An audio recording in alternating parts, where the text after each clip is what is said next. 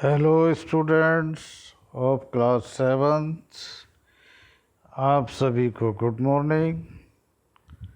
और देखिए, today is 20 अक्टूबर 2020 और आज आपके लिए डायरेक्टरेट ऑफ एजुकेशन की तरफ से वर्कशीट आई है 08। और इस वर्कशीट में हम जो मैथमेटिक्स की वर्कशीट है उसको लेकर के आए हैं। आपके साथ बातचीत करेंगे, कुछ आपसे पूछेंगे, कुछ हम बताएंगे। वर्कशीट क्लियर हो जाएगी, आपको उम्मीद है समझ में आ जाएगी। फिर आप फटाफट सुंदर सुंदर स्मार्ट तरीके से अपने रजिस्टर में करोगे और अपने गुरुजी को या अपनी मैम को भेज देंगे। आपके गुरुजी और मैम दोनों ही बहुत खुश होंगे। और बेटा, इस वर्कशीट का जो टॉपिक है सबसे पहले वो समझिए, triangle and its properties. Triangle तो जानते हैं, देखो ये फिगर बनी है, ये ट्रायंगल है, हिंदी में त्रिभुज कहते हैं। जिसके 3 कोने हो उसे त्रिभुज या त्रिकोण भी कहते हैं।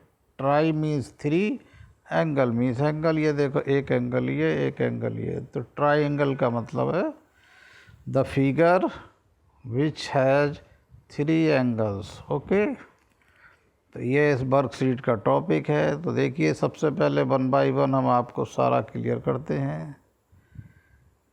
ये एक बच्चा है, आपका दोस्त, हो सकता है आपकी क्लास में पढ़ता हो। कितना स्मार्ट है देखो तो, वाह भाई वाह। शूज भी पहना है और इसकी चोटी भी है, वाह भाई वाह। वो कह रहा है बच्चा, आई एम फाउंड, मैंने पाया, ऑन द रूफ ऑफ हट, हट की छत पर, रूफ छत पर, ऑन सपोर्ट ऑफ ब्रिज, और ब्रिज में जो सपोर्ट होती है वहाँ पर भी पाया मैंने। इन सैंडविच ऑफ माँ, माँ का जो सैंडविच है वहाँ भी मुझे मिला।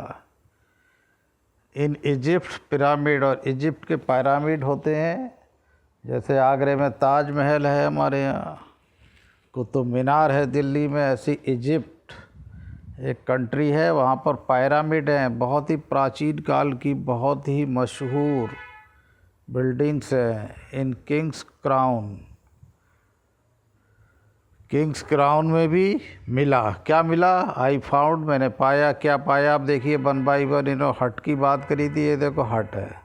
देखो हट में ये क्या है, ये देखो ट्रायंगल है या नहीं है? Very good. हट का मतलब झोंपड़ी, जो कि घास तिनकों से बनाई जाती है, लकड़ी से। ये देखो ट्रायंगल दिख रहा है। ओके, दूसरी बात, ये देखिए, ये पुल के ब्रिज है, ये देखो ट्रायंगल है, ये देखो। ओके, ये देखो बहुत सारे ट्रायंगल दिख रहे हैं, राइट। देखो एक ये ट्रायंगल दिख रहा है, और ये सैंडविच तो आप खाते ही हैं, देखो ये भी ट्रायंगल है। The shape of the sandwich is triangular. और क्राउन, ये राजा का क्राउन है, ये देखो ट्रायंगल दिख रहा है। बहुत सारे ट्रायंगल हैं। और देखते हैं, ये है देखिए, पिरामिड ऑफ इजिप्ट, देखिए ये ट्रायंगल है, ये ट्रायंगल है, उधर भी होंगे ट्रायंगल। तो बच्चे ने देखो कहाँ का उसको मिला ट्रायंगल। इसके अलावा आप भी बहुत जगह पता कर सकते हो। ऐसी कोई ड्रेस भी हो सकती है आपकी जिसके ऊपर ट्रायंगल बने हो, उसमें बीच में कोई प्रिंट हो। ओके, अब देखिए अगली बात क्या है। Mark 3 non collinear points, point which do not lie on the same line A B and C on the paper, join them, what is the figure. वो कह रहे हैं 3 पॉइंट मार्क करने हैं, जैसे एक ये ले लो, एक ये, एक ये। नॉन कोलिनियर का मतलब है ये तीनों पॉइंट एक लाइन में नहीं हो। ऐसा नहीं है कि एक यहाँ लिया, एक यहाँ और तीसरा यहाँ, तो वो तीनों एक ही लाइन में हो जाएंगे। Non collinear means which are not along the same line, जो एक ही लाइन पे नहीं है। तो इस तरह से आप ले लो, फिर इनको ज्वाइन करो। तो कौन सी फिगर मिलेगी? This is triangle. ये देखिए इन्होंने बताया भी है।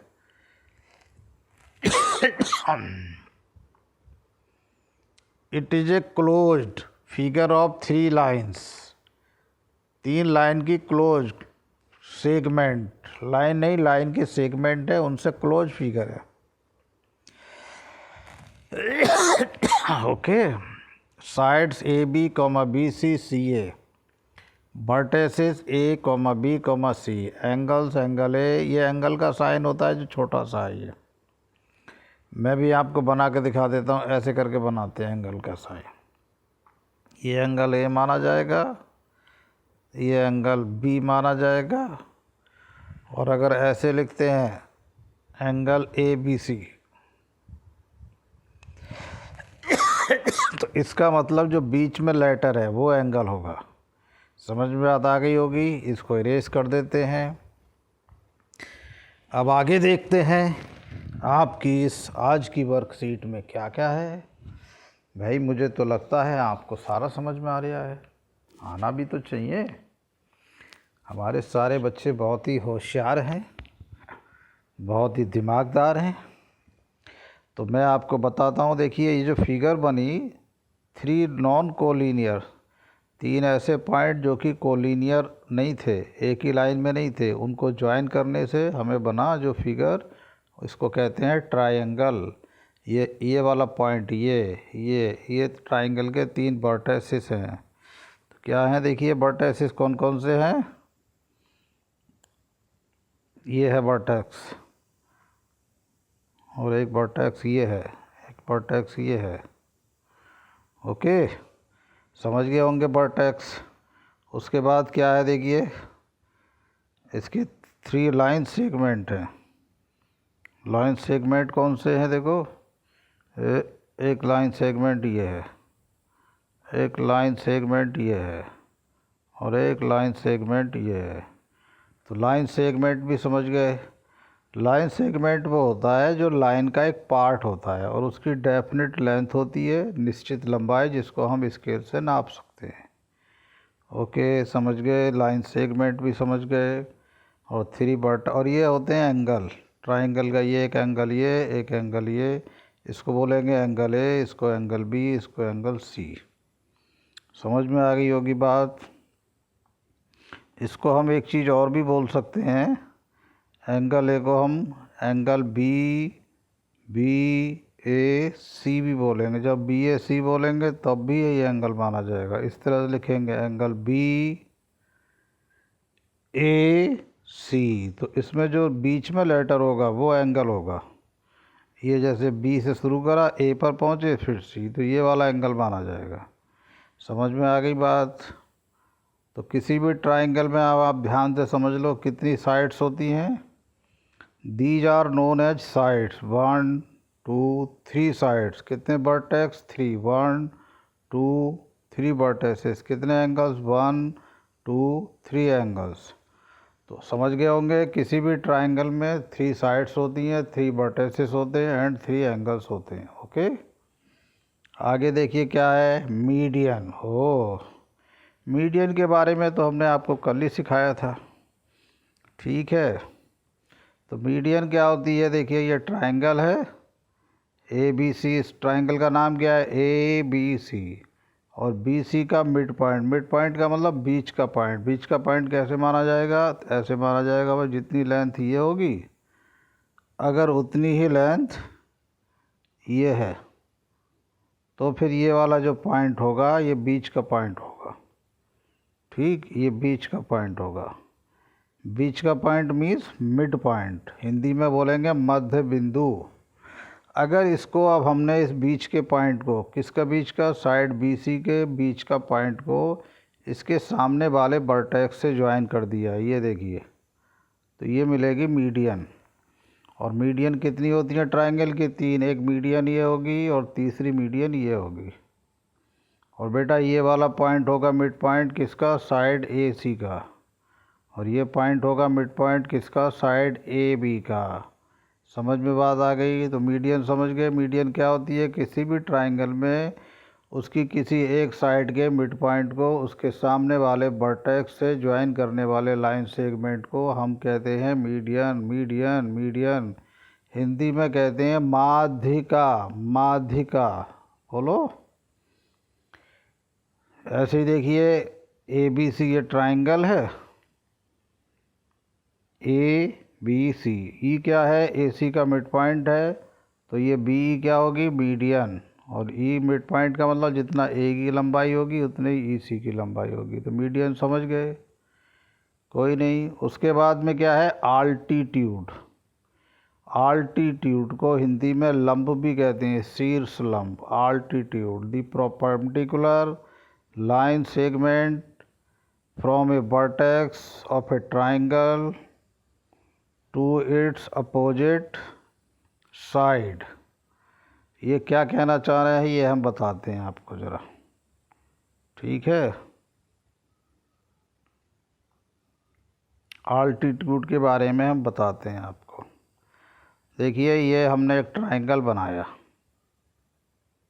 ओके, बना दिया, और इसका ये वर्टेक्स लिया हमने ये वाला, और सामने वाली साइड पर हमने परपेंडिकुलर ड्रॉप करा। परपेंडिकुलर का मतलब है कि ये एंगल 90 डिग्री होगा, तब हम इसको आल्टीट्यूड बोलेंगे। With respect to this side, मान लिया ये बी है, सी है, नाम लिख लो बी सी, इसका नाम रख दो D. It means A D is altitude on side B C from vertex A. Vertex को कहते हैं शीर्ष, शीर्ष ए से भुजा, साइड को भुजा कहते हैं बी सी पर। आल्टीट्यूड, आल्टीट्यूड को लंब कहते हैं, लंब ए डी है। समझ में बात आ गई होगी, ओके। आगे चलते हैं भाई, क्या है। तो आल्टीट्यूड तो क्लियर हो गया आप लोगों को। अब क्या है देखिए, can altitude be drawn from any vertex? Is there any difference between median and altitude? तो भाई देखो, आल्टीट्यूड हम किसी भी वर्टेक्स से ड्रॉ कर सकते हैं, ये बात ठीक है, लेकिन आल्टीट्यूड और मीडियन में डिफरेंस ये है। उदाहरण के रूप में, फॉर एग्जांपल, मैं आपको एक आल्टीट्यूड बना करके दिखाता हूँ। देखो ए ट्राइंगल है ये, तो अब आल्टीट्यूड इसका ये आएगा, और आप देख रहे हैं कि इसकी लेंथ कम है, ये लेंथ कम है, ये कम है और ये ज़्यादा है। इट मीन्स ये मिड पॉइंट नहीं है। तो आल्टीट्यूड में, और अगर मीडियन होती है तो ये मिड पॉइंट होता है, मीन्स यहाँ आता। तो मीडियन कौन सी है इसमें? मीडियन ये होगी लगभग। भाई हम बिना देखे बना रहे हैं, तो मीजर के तो बना रहे हैं। तो ये देखो मीडियन है, ये मीडियन का मतलब है ये मिड पॉइंट है, किसका? इस साइड का, बीच का पॉइंट। और ये आल्टीट्यूड है, इट मीन्स साफ नज़र आ रहा है कि ये मिड पॉइंट नहीं है, किसका? इस साइड का। तो क्या डिफरेंस है कि आल्टीट्यूड और मीडियन में, median is always bisect A side. Bisect का मतलब आधा आधा बांटती है, but perpendicular altitude not necessary bisect the side. मतलब आल्टीट्यूड जहाँ पर ड्रॉ होगा वो मिड पॉइंट होना ज़रूरी नहीं है, जबकि मीडियन में ये वाला पॉइंट मिड पॉइंट होना ज़रूरी है, ओके। तो डिफरेंस भी समझ गए। अब देखिए, अब आपके लिए क्या है इसमें, अब हैं ये कुछ questions. Let us try. Let us try का मतलब है ये बच्चों को करने के लिए होते हैं। तो देखते हैं क्या है भाई। पहला क्वेश्चन है question 1। In triangle P Q R, ये देखिए पी क्यू आर यहाँ पर है, देखिए ये ट्राइंगल है, और ये पी एम है, ये आल्टीट्यूड है। ये 90 डिग्री का एंगल दिखाने का तरीका है, सिंबल, कि ये साइड इसके परपेंडिकुलर है, तो फिर ये एंगल 90। और ये पी डी है मीडियन। मीडियन का मतलब ये डी मिड पॉइंट है, किसका? इस साइड का। कौन सी साइड का? क्यू आर का। क्यू आर का ये मिड पॉइंट होगा, तो ये मीडियन है और ये आल्टीट्यूड। अब देखो ये क्या कह रहे हैं, पी एम इज, तो पी एम कौन है? आल्टीट्यूड आएगा यहाँ पर। क्या आएगा? आल्टीट्यूड। यहाँ पर लिख देते हैं भाई आल्टीट्यूड। altitude, altitude,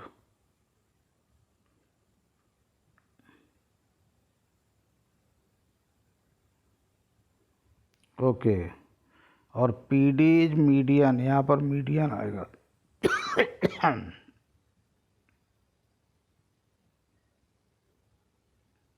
और वो कह रहे हैं सी में is Q M is equal to M are.